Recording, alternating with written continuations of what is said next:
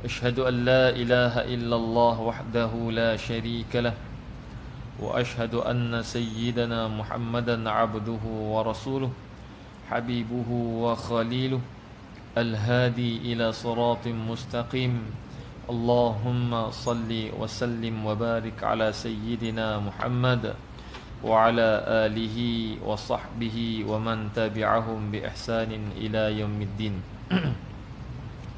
أما بعد فيا أيها المسلمون اتقوا الله أوصيكم ونفسي بتقوى الله فقد فاز المتقون وقال الله تعالى في كتابه الكريم يا أيها الذين آمنوا اتقوا الله حق تقاته ولا تموتن إلا وأنتم مسلمون صدق الله العظيم.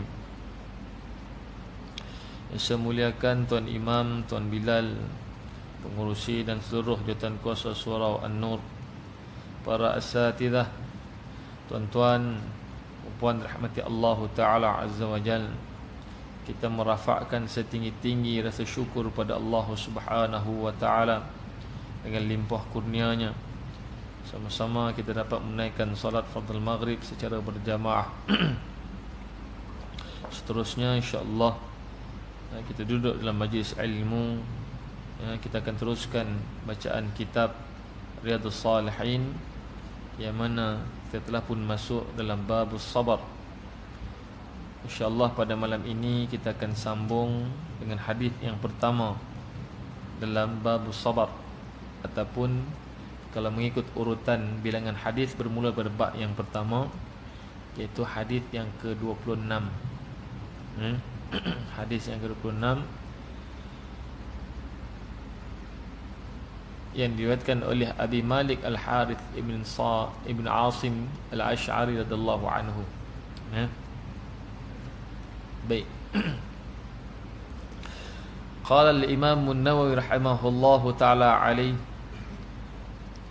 an Abi Malik Al-Harith ibn Asim Al-Ash'ari radhiyallahu anhu qala Rasulullah sallallahu alaihi wasallam at-tuhuru syatrul iman walhamdulillahi tamla'ul mizan wa subhanallahi walhamdulillahi tamlani aw tamla'u ma bainas samawati wal ard was-salatu nurun was-sadaqatu burhanun was-sabru diya'un wal qur'anu hujjatan laka aw 'alaika kullun nasi yaghdu faba'i'un nafsahu famu'tiquha aw mubiquha aw kama qala sallallahu alaihi wasallam.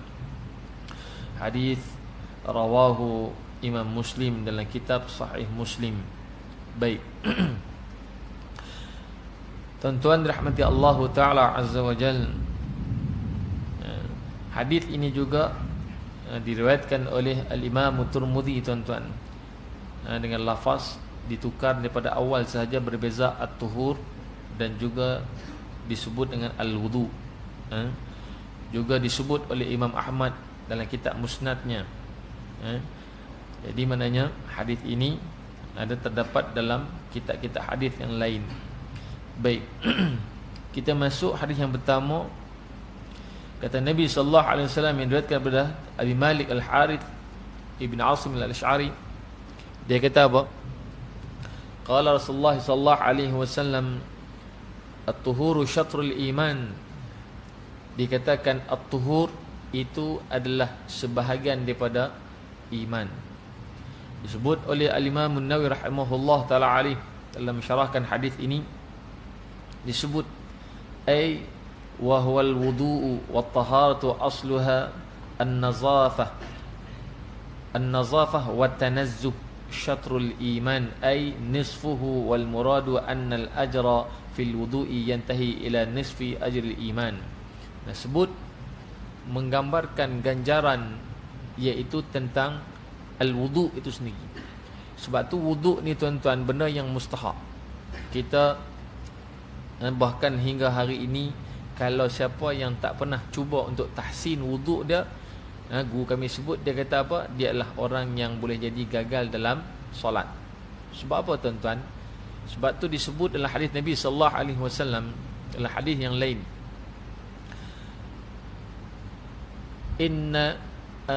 inna tuhura miftahus salah. Dalam hadis yang diriwayatkan oleh Imam Tirmizi disebut, sesungguhnya wudu itu adalah anak kunci bagi sembahyang. Maknanya bila wudu kita sempurna, maka sempurnalah sembahyang. Sebab tu ada pandangan ulama sebut hadis ini, al-iman itu ay as-salah.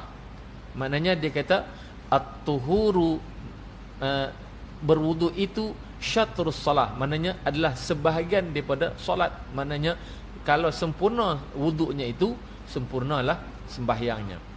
Disebut lagi oleh Nabi sallallahu alaihi wasallam dalam hadis yang lain, ala adullukum ala ma yamhallahu bihil khataya wa yarfa'u bihid darajat. Nabi kata pada sahabat Nabi, Nabi sebut apa? Nak dak aku tunjukkan pada kamu, kata Nabi sallallahu alaihi wasallam, apa itu? Ala ma yamhallahu bihil khataya, yang boleh menggugurkan dosa-dosanya, yang boleh menghapuskan dosanya. Ataupun dalam riwayat lain, ayyukaffir al khataya, ayyukaffir bihil khataya, yang boleh menggugurkan, menghapuskan dosanya. Wa yarfa'u bihid darajat, dan yang boleh mengangkat darjatnya di sisi Allah Subhanahu wa taala. Bayangkan nak sebut dalam bab wuduk ni mustahab. Bila kata darjat tuan-tuan, darjat ini adalah satu benda yang kita kalau lihat atas dunia ni pun nampak beza darjat. Kalau dia ni darjat dalam kita punya jabatan, kita kerja tuan-tuan, darjat dia ni ketua pengarah, kita nampak beza terus. Maknanya maqam dia ni tinggi. Kalau duduk atas lagi, boleh jadi dia ni menteri pada jabatan tersebut. Jadi itu darjat. Maknanya di sisi Allah Subhanahu wa taala, wudu ini juga termasuk, sebab Nabi kata benda pertama yang boleh menjadikan kamu itu dihapuskan dosanya dan diangkat darjatnya di sisi Allah, yang ni kata Nabi, isbaghul wudu'i, iaitu menyempurnakan wudu tuan-tuan.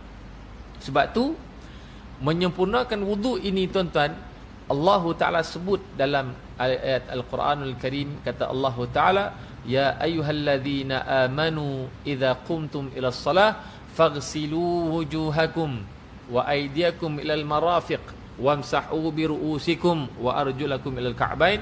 Maknanya 4 benda yang Allah Ta'ala sebut. Kata Allah, jika mana kamu nak mendirikan sembahyang, kata Allah, basuhlah ke muka kamu. Basuh maknanya, basuh itu maksud bijariyatil ma', dengan air yang mengalir. Sebab tu kita hati-hati tuan-tuan, ada orang yang suka pakai botol, contohnya terutama orang yang pergi umrah atau buat haji.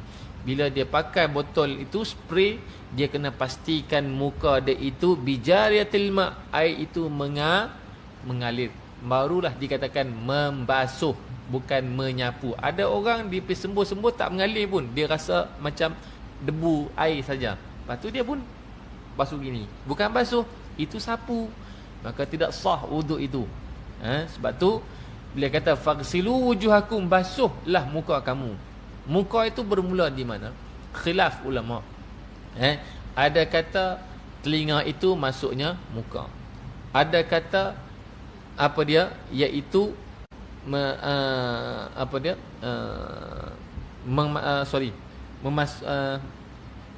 telinga. Satu lagi saya terlupa dah. Dia ada 2 tuan-tuan, maknanya termasuk. Tetapi di sisi mazhab Imam Syafi'i difiraqkan, iaitu dipisahkan, ceraikan. Maknanya telinga itu satu juzuk yang lain. Okey, mana muka saya. Muka pada mana? Bermula daripada hujung rambut ini sehinggalah kepada telinga ini, sehinggalah di bawah ini, bukannya di sini. Maknanya sampai di bawah ini tuan-tuan adalah muka kita yang wajib kita untuk basuh. Maka tuan-tuan rahmat Allah Ta'ala, ada orang ni buat macam ni je, bawah ni tak kena, kan? Bawah ni dia tak kena. Jadi maknanya dia kena basuh muka tu mana sempurna daripada atas ni tadi sampai ke bawah. Sebab tu disebut dalam hadis itu Nabi kata isbaghul wudu'i 'alal makarihi. Maknanya makarih itu satu benda juzuk yang lain. Perbincangan tentang kamu tinggalkan wuduk kamu dalam perbuatan makruh. Makruh dalam wuduk tu pun lagilah perkara yang boleh membatalkan wuduk, yang tidak menyempurnakan wuduk. Maknanya perkara makruh dalam wuduk pun tinggalkan. Sebab itu Allah Ta'ala sebut faghsilu wujuhakum wa aydiyakum ilal marafiq, dan basuh tangan kamu hingga ke siku. Siku ni maknanya adalah hadis yang lain kata Nabi sallallahu alaihi wasallam, iaitu apa dia? Melebihkannya itu adalah baik. Maknanya kita basuhlah lebih daripada siku, maknanya lebih sampai sini. Ada kata sampai di sini. Okey. Jadi maknanya kita berusaha untuk menyempurnakan wuduk. Sebab tu ada orang dia ambil wuduk ini sambil lewat tuan-tuan, terutama pada kaki. Apa dia? Nabi sebut, wailul lil aqabi minan nar, kata Nabi. Celaka tumit-tumit mereka itu kerana sebabnya tidak menyempurnakan membasuh kakinya. Kerana apa tuan-tuan? Iaitu dia tidak meratakan pada basuhan kaki, maka kaki mereka itu Allah Nabi sebut adalah duduk dalam neraka. Mereka itu duduk dalam neraka Allah Subhanahu wa taala. Ada orang tuan-tuan sampai tahap dia basuh hanya dia curah macam ni ya kaki dia. Kan? Dia curah begini ya kaki dia. Dia tidak pegang sentuh pun kakinya. Ini menjadi masalah. Kita faham mungkin ada masyaqqah yang tertentu. Sebab itu kita kena berusaha untuk menyempurnakan wuduk. Kok macam mana sekalipun kalau kita ada masalah sakit pinggang ke, maka adalah lebih baik kita berwuduk daripada rumah contohnya. Kita mungkin boleh menyediakan satu tempat yang khas untuk kita berwuduk, supaya apa dia? Kita boleh menyempurnakan wuduk kita itu dengan secara yang terbaik. Kalau kita ke masjid ni boleh jadi sesuai, bukan untuk sesuai untuk semua orang, tapi masjid ni dan surau dia dah berusaha sehabis baik untuk menyediakan sempurnanya tempat berwuduk. Tapi kadang-kadang ada juga waktu ketikanya tak kena dengan kita tuan-tuan. Sebab tu dalam riwayat sebut Nabi SAW, Nabi nak pergi masjid itu, Nabi akan berwuduk daripada rumah. Maknanya usahalah kita itu untuk berwuduknya kita daripada rumah. Itu adalah sunat yang terbaik yang kita boleh ikut baginda SAW. Lainlah kalau kita dah berjalan tu, kita kata batal wuduk, tak apalah, pergilah ambil wuduk kat masjid surau. Mana adalah lebih baik dia berwuduk daripada rumah siap-siap. Maka di situ kita yang akan tahu kedudukan kita tuan-tuan. Baik. Jadi banyak benda tuan-tuan dalam wuduk, saya tak mau cerita panjang, cuma saya sebut ringkasnya sehingga akan disebut syatrul iman. Perkara-perkara sunat pun kita jangan tinggal. Hak rukun tadi sempurnakan. Sunat dalam wuduk jangan kita tinggal. Antaranya apa yang paling mudah tuan-tuan? Basmalah, bismillah. Membasuh tangan kita ini dahulu, kan? Membasuh kedua tangan. Sebab tu basuh tangan ni tuan-tuan pun ada satu benda yang kita kena faham. Sunatnya adalah membasuh tangan bukan dengan mencelup. Tu banyak benda. Sebab tu saya kata wuduk ni banyak benda yang kita kena mengaji.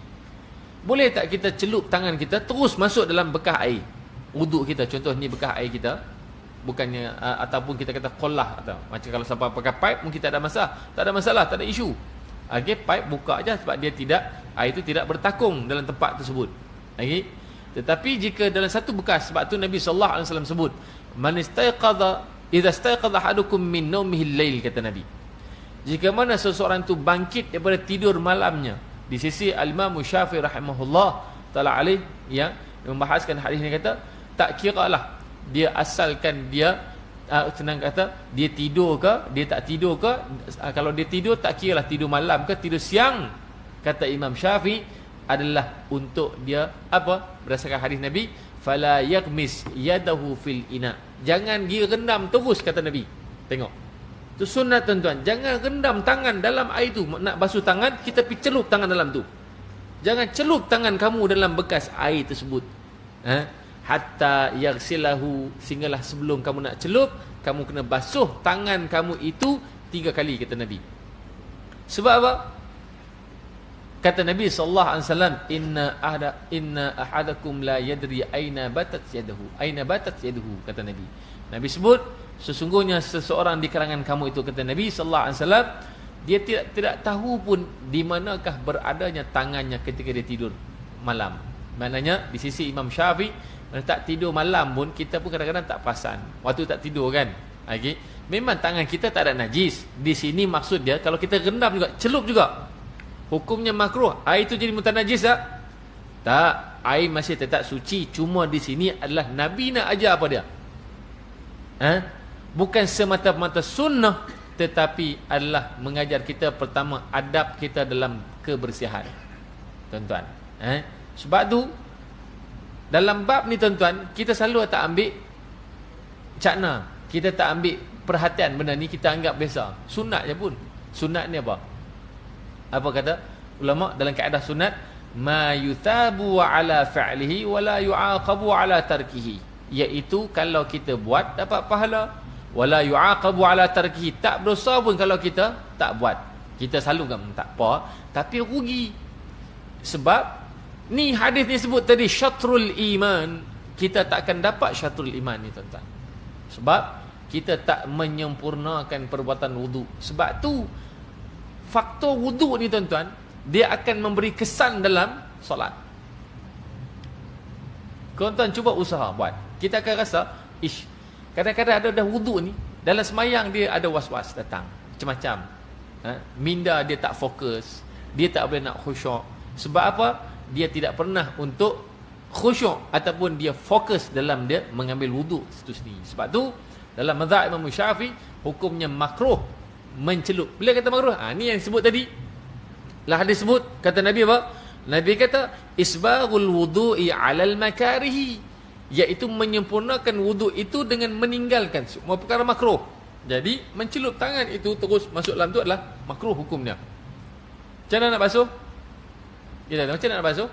Ambillah gayung. Kalau kat kolah tu kan, kolah, ambil gayung, basuh di luar. Tak ada gayung, guna apa?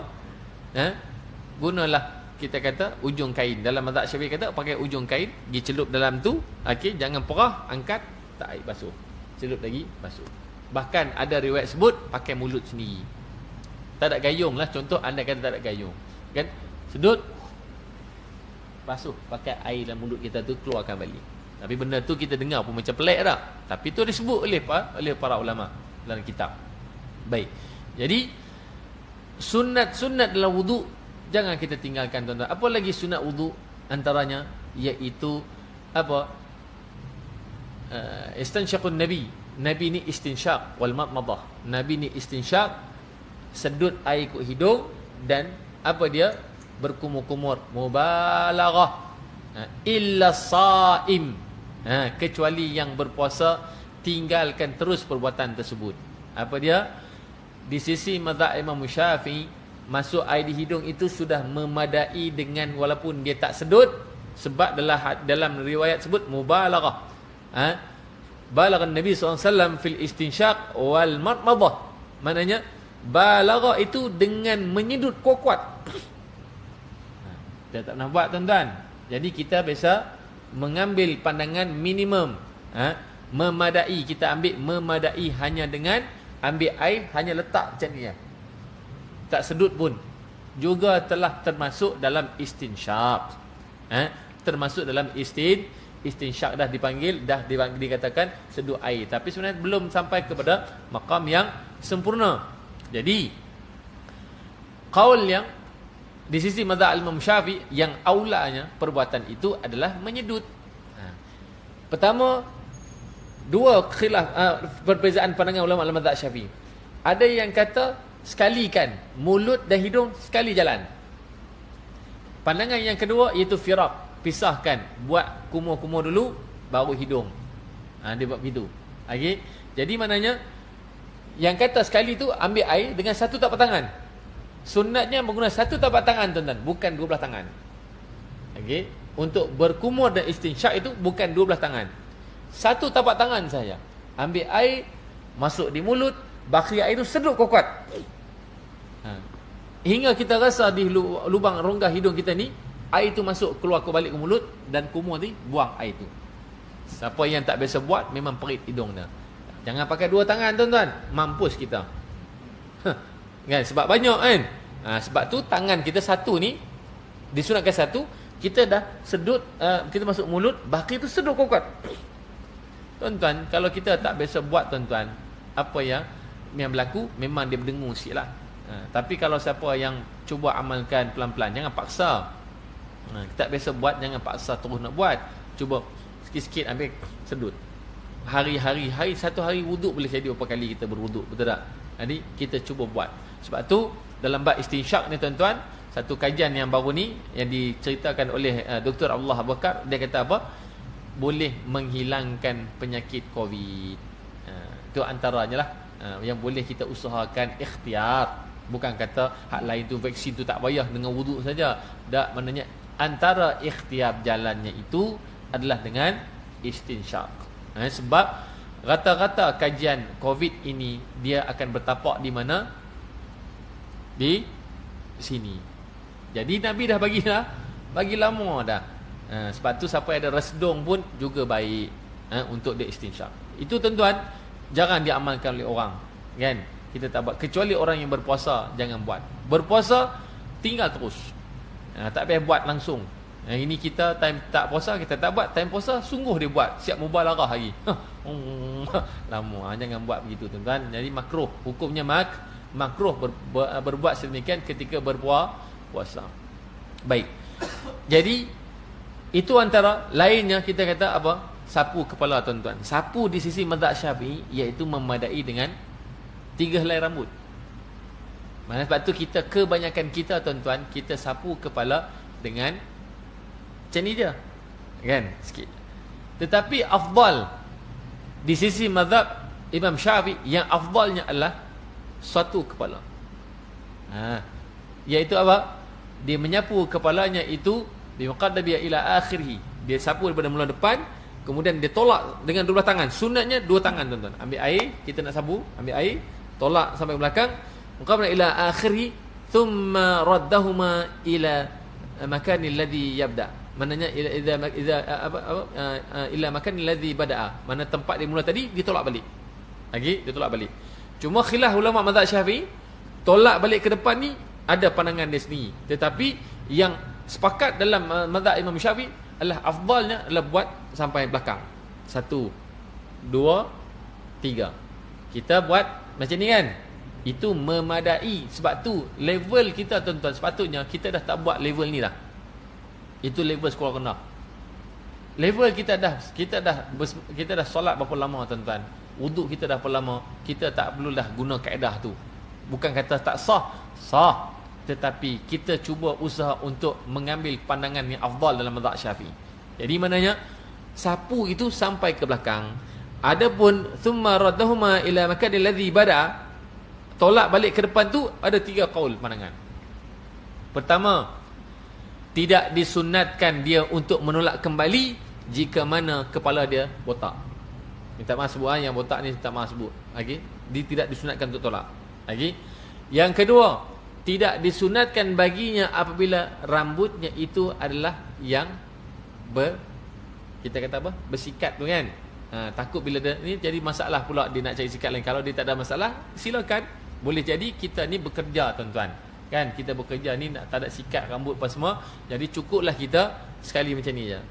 Kita tak perlu tolak balik. Ataupun yang ketiga, pandangan ulama mazhab Syafi'i, iaitu tidak sunatkan bagi mereka yang sanggul, sebab mungkin jadi rambut dia panjang macam perempuan kan. Dia tak perlu untuk dia apa? Tolak balik ke depan. Jadi kalau kita tiada masyaqqah pada 3 benda ni tadi, sunatnya untuk sampai belakang, tolak balik ke depan. Begitu. Allah Taala alam. Itu banyak yang kita tinggalkan. Jadi kalau saya nak sebut satu-satu dalam masalah wuduk ni tuan-tuan, adalah kita kena mengaji, kita kena faham. Sehingga kan dalam bab kaki wuduk tuan-tuan, kaki apa dia disebut sebagai mencelahi, dipanggil apa? Khilal. Dia mencelahi jari kakinya itu dengan jari kelingking. Sebab dalam sebut riwayat hadis, Nabi mencelahi jari kakinya dengan kelingking, jari kelingking ni basuh tuan-tuan. Jadi maknanya kita kena usaha untuk menyempurnakan wuduk, kerana wuduk itu ada kelebihan sehingga kan Nabi sallallahu alaihi wasallam sebut apa dia? iaitu syatrul iman, tuan-tuan. Baik. Seterusnya disebut lagi, dia kata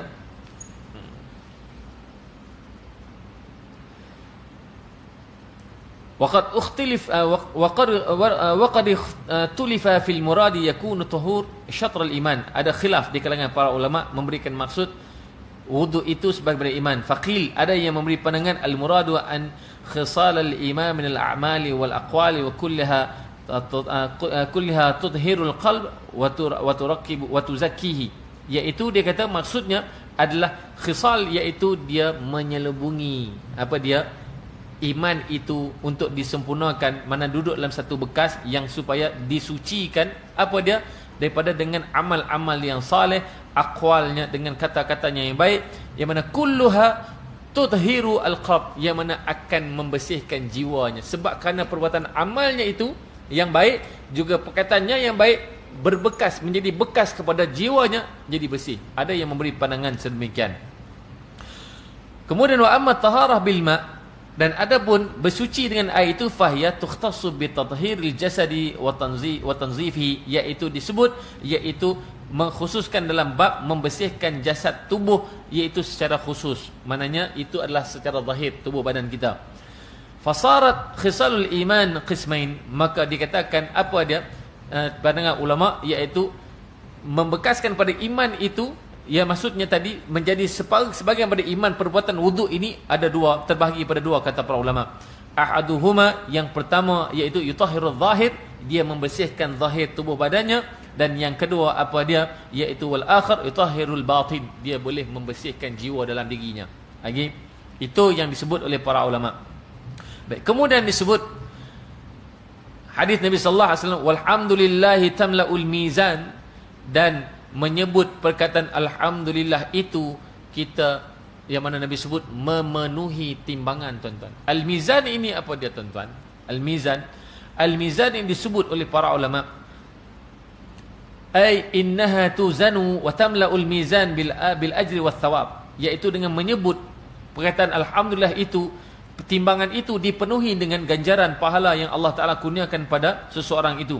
Wadzalika yaumul qiyamah yaumu tuzanul a'malul ibad wa yajazi alaiha Allah azza wa jalla, yang mana pada hari akhirat kelak Allah Taala akan timbang semua amal-amal hamba-hambanya. Kerana sebab apa dia tadi, iaitu antaranya dengan menyebut alhamdulillah. Dengan sebut alhamdulillah, tuan-tuan, subhanallah, Allah Ta'ala kurniakan satu ganjaran yang begitu besar, yang mana sebut sekali telah memenuhi mizan itu, tuan-tuan. Cuma kita tak nak sebut alhamdulillah. Kadang-kadang mulut kita berat nak sebut alhamdulillah. Okay. Kemudian disebut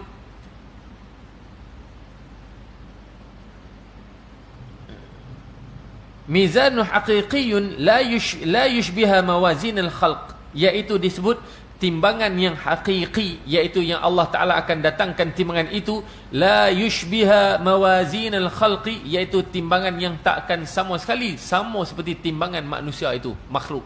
Timbangan kita boleh jadi adalah timbangan yang menipu, tuan-tuan. Timbangan yang tidak sah. Boleh jadi kita kurangkan timbangan, kita lebihkan timbangan, boleh jadi begitu. Tetapi di sisi Allah Subhanahu Wa Taala disebut sebagai mizanul haqiqi, iaitu timbangan yang hakikatnya adalah yang tidak boleh disanggah, yang akan mana kita ditimbang secara seadil-adilnya di sisi Allah Subhanahu wa taala. Wa huwa min umuril ghaib, dan juga timbangan itu adalah daripada urusan yang perkara-perkara ghaibiyat. Sebab tu dalam surah Al-Baqarah di awalnya kita sebut, di awal surah itu sebut alif lam mim dzalikal kitabu la raiba fihi hudal lil muttaqin alladzina yu'minuna bil ghaib. Kalau sesiapa yang tidak mempercayai ataupun meyakini tentang adanya pertimbangan ini, yaumul hisab, yang mana Allah Ta'ala akan menimbangkati amal-amal mereka, maka disebutkan mereka telah mengingkari perkara ghaibiat ini. Yang mana allati yajibul imanu biha. Tengok Imam Nawawi sebut, yang mana wajib pada kita untuk mengimaninya, kita kena percaya. Sebab tu maksudnya hadis ni sebut dah, bila kata sebut alhamdulillah penuh timbangan tu, rugilah. Sedangkan kita yakin dah tadi Nabi dah sebut dan para ulama sebut yajibu al-imanu biha, wajib kita beriman dengan mempercayai ya memang akan ditimbang amal itu. Maka kalau kita tinggalkan dengan mengucap alhamdulillah, yang mana boleh memenuhkan sekali timbangan. Sebut berapa banyak kali? Tadi sebut berapa kali dah? 33 kali. Berapa kali timbangan dah? 33 kali timbangan dah penuh, tuan-tuan. Cuma kita bukanlah nak kata mengharapkan sepenuhnya dalam bab pahala itu yang Allah Ta'ala kurniakan, tetapi rahmat Allah Ta'ala tu yang paling mustahak. Itu yang kita kena faham, tuan-tuan. Jangan kita kata, oh pahala dah banyak, relax dulu, hari ni tak berzikir. Tak. Sebab kita berzikir ni, tuan-tuan, kita sebut alhamdulillah bukan kerana pahala itu semata-mata, tetapi untuk mendapat redha Allah Subhanahu Wa Taala. Sebab alhamdulillah tu disebut adalah untuk li zikrillah. Zikrun itu apa maksud dia? Menyebut dan menguatkanlah hati. Sebut, kita sebut dan kuatkanlah hati, dan yakinlah hati bahawa Allah itu adalah Tuhan yang Maha Agung. Maknanya kita nakkan diri kita ini taqarrub pada Allah, dan Allah redha pada kita, dan akhirnya Allah turunkan rahmat pada kita. Sebab itu disebut orang yang dapat rahmat Allah ni bukan semua. Allah Taala sebut walakin yudkhilu man yasha'u fi rahmatih. Yudkhilu man yasha'u fi rahmatih. Dia yang berkehendak sesiapa yang nak masukkan rahmat. Walaupun kita ada usahalah, buatlah macam mana sekalipun, tuan-tuan, kita nak beramal, tetapi kalau kita bukan dipilih oleh Allah Ta'ala untuk masuk duduk dalam rahmatnya, walaupun kita dok kata alhamdulillah, kita banyak sebut dengan zikir alhamdulillah, kita kata banyak, ya Allah aku sebut alhamdulillah 1000 kali, 1000 kali dalam satu hari, ya Allah, kenapa dengan tidak pahala ini aku tak boleh masuk syurga? Salah, tuan-tuan. Syurga itu bukan dengan asbab pahala kita, tetapi rahmat Allah Subhanahu Wa Ta'ala. Kemudian disebut oleh para ulama, walhamdulillah wa subhanallah walhamdulillah, dan disebut oleh Nabi SAW menyebut subhanallah, maha suci Allah, walhamdulillah. Tadi kita sebut alhamdulillah ya. Allah Ta'ala kurniakan ganjaran pada kita, pada tuan-tuan, iaitu dikurniakan satu timbangan penuh. Tetapi bila sebut subhanallah walhamdulillah, tamla'ani, iaitu dia memenuhi, keduanya itu akan memenuhi apa? Au tamla'u ma bainas samawati wal ard. Subhanallah. Ganjaran pahala itu memenuhi bainas samawat wal ard, di antara bumi dengan langit, tuan-tuan, dipenuhi dengan sebutan subhanallah walhamdulillah. Kita, tuan-tuan, benda tu ringan. Sebab tu dalam hadis yang lain, subhanallahil azim, subhanallah wa hamdi. Apa dia? Khafifatani 'ala lisani, kata Nabi. Dua zikir ini, dua kalimat ini yang kita sebenarnya kalau sebut di atas bibir kita ringan je pun, tetapi walakinna thaqilatani, dia berat atas 'alal mizani, atas timbangan.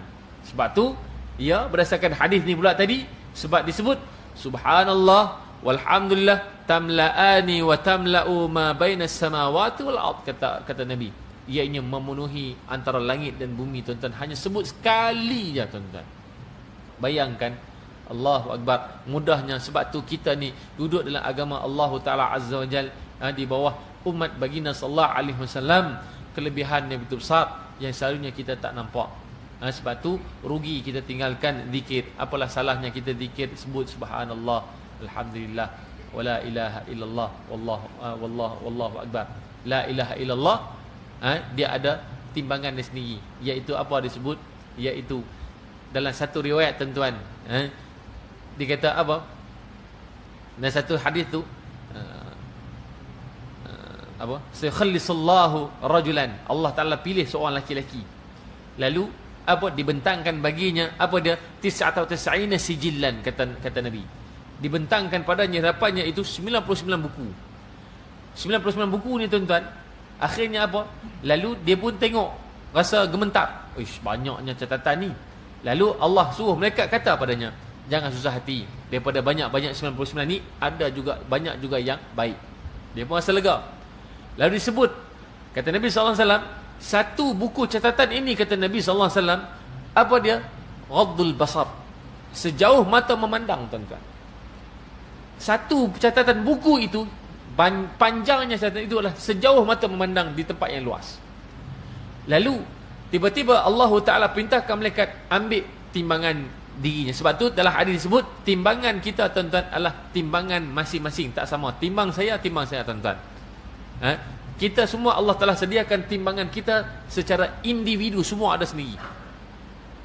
Lalu kata Allah Ta'ala Azza wa Jalla pada malaikat, ambil timbang tu, letak. Maka diangkatkan bukunya, tapi sebelum diangkat, dibuat keluarkan satu bitaqah. Dalam hadis sebut bitaqah, satu keping ditarik keluar. Laki-laki ini dia mula rasa tak sedar hati. Sudah dia kata, tadi kata banyak amal juga daripada 99 buku catatan ni tadi. Kata banyak juga amal, tetapi kenapa satu kepingnya yang ditarik? Lalu Allah Ta'ala suruh angkat semua buku ni tadi, letak di atas satu timbangan ini, dan satu keping ni tadi letak di sebelah itu. Tiba-tiba dia lihat sekeping itu lebih berat daripada 99. Lalu malaikat tu kata, apa yang ada pada sekeping ini? Kata malaikat, dengan kamu menyebut la ilaha illallah itu lebih berat daripada 99 buku catatan tadi, tuan-tuan. Sebab tu kita zikir ini memang selalu dia ajar pada kita, betul tak? Subhanallah walhamdulillah wala ilaha illallah wallahu akbar. Penuh, tuan-tuan. Sekali sebut penuh. Satu timbangan penuh. Kemudian apa dia? Sebut pula, sambung subhanallah walhamdulillah, penuh antara langit dan bumi. Kemudian la ilaha illallah, buku catatan kita yang kata 100 ke 99 ke, maka satu sebutan satu la ilaha illallah itu telah menyelamatkan kita daripada dosa-dosa yang lain. Maka sebab tu tuan-tuan rahmat Allah Ta'ala, itulah kelebihannya berzikir. Sebab tu hadis ini sebutnya tentang, juga mengajar kita tentang berzikir dan menjadi tahrir, motivasi supaya kita nak berzikir. Kadang-kadang kita malas, tuan-tuan. Semayang, waktu semayang cukup lah. Kita tak mau nak berzikir waktu lain, tuan-tuan. Waktu semayang jangan tinggal. Paling kurang sikit. Apa dia? Kita ambil sikit, tak banyak. Contoh. Contohnya, kita habis main sunat lah, kita kata. Habis main sunat. Okay? Duduk sekejap je. Kita kira 10 kita buat. Tak perlu banyak, tak boleh banyak buat. Lepas main sunat lagi, ba'diyah Isyak, kita pun duduk sekejap je. Subhanallah, subhanallah, subhanallah, subhanallah, subhanallah, subhanallah, subhanallah, subhanallah, subhanallah. Alhamdulillah, alhamdulillah. 10 kali ya, tak lama pun, tuan-tuan, berapa minit? Agak-agak tak sampai seminit tak? Tak sampai, tuan-tuan. Alhamdulillah, alhamdulillah, alhamdulillah, alhamdulillah, alhamdulillah, alhamdulillah, alhamdulillah. Tak lama pun. Kemudian disebut Allahu Akbar, Allah. Sebut la ilaha illallah pun boleh juga. Okey, terpulang pada kita. Tak sampai 30 saat saya rasa. Betapa ruginya kita meninggalkan amalan zikir. Zikir ni tidak semesti kita kena zikir bersama dengan imam ni, mana sendiri boleh buat. Waktu selepas main sunat, duduk sekejap zikir, tuan-tuan. Jangan tinggalkan apa yang telah dinyatakan oleh Nabi sallallahu alaihi wasallam dalam hadis ini, tuan-tuan. Baik, kemudian Nabi sallallahu alaihi wasallam menyebut wasalatu nurun, dan salat itu kata Nabi sallallahu alaihi wasallam adalah cahaya. Qil al-ma'na inna min ajriha an yaj'al Allah azza wa jalla nuran li sahibiha yaumal qiyamah. Kata para ulama sebut apa dia? Makna hadis ini disebut sesungguhnya daripada ganjaran-ganjaran pahala yang Allah Taala jadikan kepada siapa? Orang yang sembahyang itu. Li sahibiha, apa dia? Pada hari kiamat kelak, yakunu fid dunya aidan ala wajhil baha, iaitu menjadi cahaya baginya di akhirat kelak, bahkan di atas dunia pun menjadi mukanya berseri-seri. Sebab tu orang yang sembahyang, tuan-tuan, kalau tuan-tuan tak percaya, cuba tuan-tuan ambil gambaran orang non muslim kan. India muslim dengan India non muslim. Beza, tuan-tuan. Beza muka dia. Kulit pun jadi beza. Kita bagi lawan adzan insya-Allah.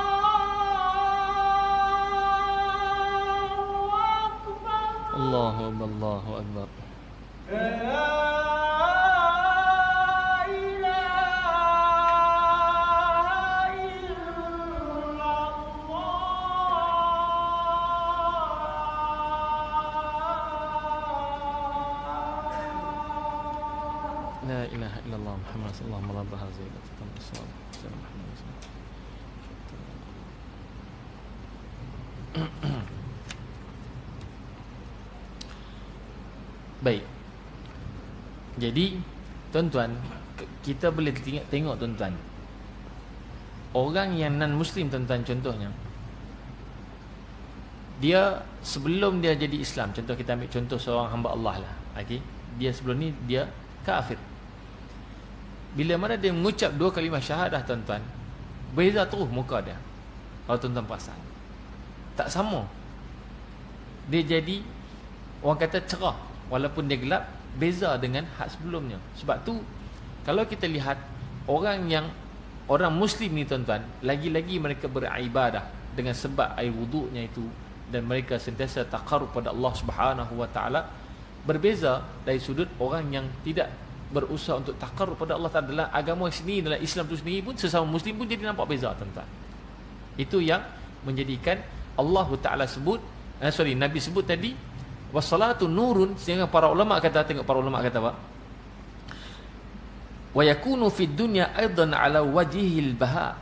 Sama, muka dia di dunia pun berbeza, iaitu berseri-seri wajahnya, bercahaya wajah. Bi khilafin ma lam yusall, berbeza dengan orang ma lam yusalli, berbeza dengan orang yang tak sembahyang, dia kata. Sebab tu kita orang Islam jenis yang tak sembahyang tuan-tuan, kita tengok rupa dia sugul je, walaupun dia pakailah minyak wangi, cap apa pun tuan-tuan. Kalau dia tak sembahyang tuan-tuan, kita nampak beza. Dia ni nampak lemah, wajahnya yang agak suram, menampakkan dirinya adalah orang yang banyaknya meninggalkan salat. Sebab tu as-salah ini tuan-tuan kita kena ingat, Nabi sendiri sebut inna salata miftahul jannah. Sesungguhnya sembahyang itu anak kunci bagi syurga. Tadi dalam bab wuduk apa disebut? Annal wudu'a miftahus salah. Sesungguhnya wuduk itu adalah kunci bagi sembahyang. Dalam hadis lain pula Nabi sebut, inna salata miftahul jannah. Tengok, maknanya kita tuan-tuan dah diberikan satu rumah khas di syurga Allah Subhanahu Wa Taala, nak tak naknya. Itu. Sebab tu jangan tinggalkan sembahyang dan usahalah kita untuk menyeru orang lain supaya mereka mendekatkan diri pada Allah Taala dengan yakni menunaikan sembahyang fardu 5 waktu. Lagilah tuan-tuan kalau kita lihat orang yang tambah pula, orang yang suka menambah sembahyangnya dengan sembahyang sunat. Dengan pula dia bangun malam 1/3 malam tuan-tuan, 2/3 malam dia bangun. Jadi akan jadi nampak jauh lagi beza. Itulah dikatakan kelebihannya Allah Ta'ala berikan kepada hamba-hambanya yang nak mendekatkan diri kepada Allah Subhanahu Wa Ta'ala. Baik. Kemudian was-sadaqatu burhanun, dan sedekah itu menjadi bukti. Bukti apa? Kesaksian terhadap imannya. Sebab itu kata para ulama, fahiya dalilun ala imanil mu'minin wa ikhtilafihi ma'anil munafiqin. Pertama, sedekah ni tuan-tuan, iaitu nak membezakan tentang keimanan seorang mukmin dengan orang munafik. Sebab tu tuan-tuan, kita kalau kita rasa kita khawatir kita ni jadi orang yang munafik. Munafik ni bermuka-muka dalam agama tuan-tuan. Jadi nak melembutkan hati supaya kita tak terjebak dalam perkara-perkara sedemikian, iaitu banyakkan bersedekah. Bahkan sehingga Nabi SAW pesan pada orang miskin sekalipun, hatta dia susah sekalipun, dia pun kena bersedekah. Saya pernah baca hadis pada tuan-tuan, hadis tentang dua orang lelaki-lelaki. Faja'a rajulani, datang dua lelaki-lelaki yang disebut oleh Adi bin Hatim dalam peristiwa ni. Dia kata apa? Datang dua orang lelaki-lelaki, yang pertama ahaduhuma yashkul ailah. Yang pertama mengadu tentang dirinya susah miskin. Kemudian yang kedua yashku an qat'is sabil. Yang kedua dia mengadu tentang dia asyik kena curi, kena rompak di tengah jalan sebab dia orang berniaga. Nabi tak jawab orang miskin dulu, walaupun yang sedangkan yang tanya orang miskin dulu, Nabi jawab orang kaya. Nabi jawab simple, mudah. Tetapi bila orang miskin ni tadi, baru Nabi jawab panjang jawapannya. Nabi bawa sampai ke akhirat cerita. Saya tak mau cerita panjang, cuma saya nak ambil ujung tu. Lepas Nabi cerita tentang apa berlaku peristiwa di akhirat, yang mana kamu akan ditanya tentang harta apa semua, barulah Nabi kata kepada si miskin ni, walau bisyiqqin tamrah. Tengok, kalau kamu tak mampu kok macam mana pun, usahalah untuk mengeluarkan paling kurang separuh kurma aja. Banyak mana? Maknanya Nabi ajar supaya orang miskin pun disuruh bersedekah. Lagilah orang kaya. Lagilah kita berkemampuan tuan-tuan. Kita kadang-kadang kita tak yakin dengan apa yang Allah Ta'ala janjikan. Yang mana sahabat sumbulah 7 tangkai itu tuan-tuan, satu tangkai itu jadi 7 lagi. Setiap 7 itu keluar 7. Jadi sehingga kan 700. Mana satu tangkai itu menjadi 700 kali ganda. Memang kita nampak contoh duit kita ada RM100. Kita keluarkan RM10. Secara matematik hakikat dunia ini memang kurang jadi RM90. Kurang duit aku RM90. Mana bagi RM10 lagi? Sebab dah sedekah. Rugi sedekah. Itu fahaman dunia. Tetapi bagi orang, sebab itu kita meyakini perkara ghaib tuan-tuan, benda yang tak nampak. Kalau siapa yang yakin, dia tak pernah rasa takut untuk keluarkan sedekah. Bahkan Allah Ta'ala bukan berinya ganti dalam bentuk duit juga. Boleh bentuk lain. Dia sihat. Dia tak pernah rasa susah. Tak pernah rasa tak ada duit, walaupun duitnya tak banyak pun. Tak pernah rasa dia ni tak boleh nak isi minyak kereta ke motor ke. Tak pernah rasa macam tu. Tak boleh, dia tak pernah rasa pun hidup dia, sepanjang hidup dia, walaupun dia tak belah berharta macam orang yang kaya, tak pernah pun hidup dia breakdown tengah jalan kereta dah. Kita tak nampak benda-benda hak macam ni tuan-tuan. Sebab tu Nabi ajar jalan keluar bagi segala musibah dalam diri kita, bersedekah. Sebab itu adalah antara sifat nak menolak sifat munafik yang kedekut. Sebab tu siapa yang kedekut, dia tu munafik. Jadi kita tuan-tuan, kalau kita rasa macam rasa berat, rasa ni aku ada, hak ni, cuba yakinkan diri kita. Janganlah keluarkan semua. Sedangkan Nabi sendiri pun ajar pada sahabat. Berlaku pada Ka'ab bin Malik, kita pernah dengar tak cerita dah? Sebelum ni Ka'ab bin Malik, kerana atas taubat dia tu, dia nak serahkan semua harta daripada Nabi. Nabi kata la. Nabi suruh simpan separuh harta, nampak tak? Nabi tak suruh bagi semua. Maknanya kita ada hak ni je tadi. Tak apa, sedekah juga. Atas amalan sedekah itu nak mendidik jiwa kita ni taqarrub pada Allah, yakin. Aku yakin Allah, aku sedekah ini engkau akan kasih padaku. Rahmat Allah tu yang mustahak. Boleh jadi Allah akan keluarkan kita pada kesempitan. Allah akan keluar kita pada penyakit-penyakit yang kita rasa duk hidap lama-lama, Allah akan sembuhkan kita, boleh jadi begitu. Baik. Kemudian disebut oleh para ulama sikit tuan-tuan Nabi. Fa innal munafiq yamtani'u minha likaunihi la ya'taqiduha. Tengok. Orang munafik, kata Imam Nawawi sebut, mereka ini adalah orang yang tak menerima sedekah ni, nak bagi sedekah sebab dia kedekut sifat dia, sebab la ya'taqiduha, dia tidak meyakini, dia tidak i'tiqad dalam sedekah ni. Dia tak yakin dengan sedekah. Kalau kita tak ada rasa begitu tuan-tuan, maknanya ada bibit-bibit yang dalam hidup kita akan timbul perasaan boleh jadi kepada orang munafik. Na'udzubillah min dzalik, tuan-tuan. Jadi nak bebaskan diri itu sedekahlah tuan-tuan. Faman tasaddaqa istudilla bi sadaqatihi ala sidqin imani. Tengok ulama kata, siapa yang bersedekah itulah petunjuk bahawa dirinya adalah seorang yang beriman kepada Allah Ta'ala Azza wa Jalla. Wa qil atakunu burhanan yafza'u ilaiha kama yufza'u ila al-barahin ka'anna al-'abda idza su'ila yawm al-qiyamah an masafi malihi kanat sadaqatuhu barahina fi jawabi hadha as-su'al fayaqulu tasaddaqtu bih. Maka dia kata, Imam Nawawi kata, boleh menjadi hujah di sisinya kelak apa dia, bila mana ditanya di akhirat kelak, apa dia ditanya? Dia kata, idza su'ila yaumil qiyamah an masrifil malihi, apa yang dia belanjakan, macam mana dia belanjakan harta dia masa dia hidup atas dunia suatu ketika dahulu, maka disebut, apa disebut? Dia kata, tasaddaqtu bi, aku telah menjadikan apa dia hartaku untuk bersedekah. Itu adalah barahin. Barahin ni plural, singularnya adalah burhanun. Maknanya itulah bukti-bukti sedekah-sedekah aku yang dahulu tu, inilah bukti-bukti tanda menunjukkan aku ini beriman kepada Allah Subhanahu wa taala. Kemudian tuan-tuan, wasabru diyaun. Tengok. Ini baru masuk hadis tentang sabar. Okey, apa dia? Sabar itu diya, yakni kata para ulama, wadiya'u huwa nur. Cahaya tuan-tuan. Sebab itu orang yang sabar tuan-tuan, kita boleh nampak cahaya pada diri orang tu. Kadang-kadang kita rasa, ish, dia ni ya Allah lembutnya, kita kata sopannya, tawaduk dia terima musibah dia senyum je. Kita tu cahaya bagi diri orang tu tuan-tuan. Kita rasa aku tak boleh jadi macam dia. Sebab tuan-tuan apa? Saya dah cerita pada tuan-tuan sebelum ni, pertemuan yang lepas. Dia dah habis usaha nak jadi orang sabar, bermula daripada sekecil-kecil musibah, dia dah ajar diri dia untuk menjadi orang yang sabar. Sebab tu Nabi kata, inna sabra fi sadamah. Nak tengok sabar itu waktu mula-mula kena musibah, waktu tu kita boleh ukur. Kalau kita tak ada sabar, mana kita tak boleh sabar. Kalau lepas daripada tu, lepas kena musibah tu, baru kita setenang. Itu bukan sabar tuan-tuan, itu dah tenang. Nak tengok sabar tu bila? Waktu mula dia kena tu, kata Nabi.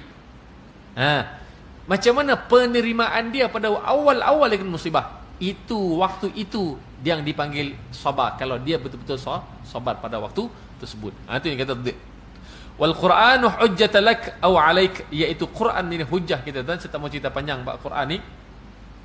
Dan banyak hadis tuan-tuan, orang yang baca Quran, Nabi kata, apa Nabi sebut? Nabi kata, iqra'ul Quran fa innahu ya'ti yaumil qiyamah syafi'an li ashabi. Maknanya dia jadi hujah kepada orang yang baca Quran. Itu baru baca tuan-tuan.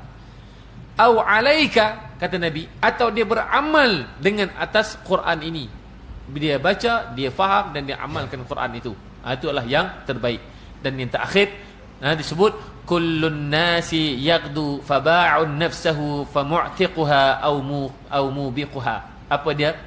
Setiap manusia itu berpagi-pagi awal keluar. Faba'un nafsahu, dia ini apa? Menjualkan dirinya atas apa? Famu'tiquha, iaitu itqun, orang yang nak membebaskan dirinya daripada melakukan maksiat, maknanya adalah li ta'atillah. Dia berhabis orang kata menggadaikan diri. Itu maksudnya faba'un nafsahu, dia menggadaikan dirinya atas li ta'atillah. ataupun boleh jadi au mubiquha, dia ini menggadaikan dirinya untuk melakukan maksiat. Jadi itu pilihan kita mana kita nak. Sebab itu Nabi bawa dalil hujah ayat begitu sebab Nabi dah sebut, tengok betapa ruginya kalau orang yang tidak mahu mentaati Allah. Tengok banyak tak kelebihan fadilat pada awal tadi dalam bab wudu, kemudian menyebut alhamdulillah, kemudian sebut subhanallah alhamdulillah, kemudian apa dia, iaitu dalam bab sedekah, kemudian dalam bab membaca Quran, kemudian dalam bab iaitu meletakkan dirinya adalah menggadaikan seluruh jasad dirinya adalah untuk mentaati Allah Subhanahu wa taala. Ya, cukup sekadar itu tuan-tuan, hadis itu yang kita baca pada malam ini. Nanti kita sambung hadis seterusnya daripada an Sa'id bin Malik ibn Sinan Al-Khudri radhiyallahu anhu, masih lagi dalam bab as-sabar. Wallahu taala alam. Aqulu qali hadza, astaghfirullah al-azim li wa lakum. Assalamualaikum warahmatullahi wabarakatuh.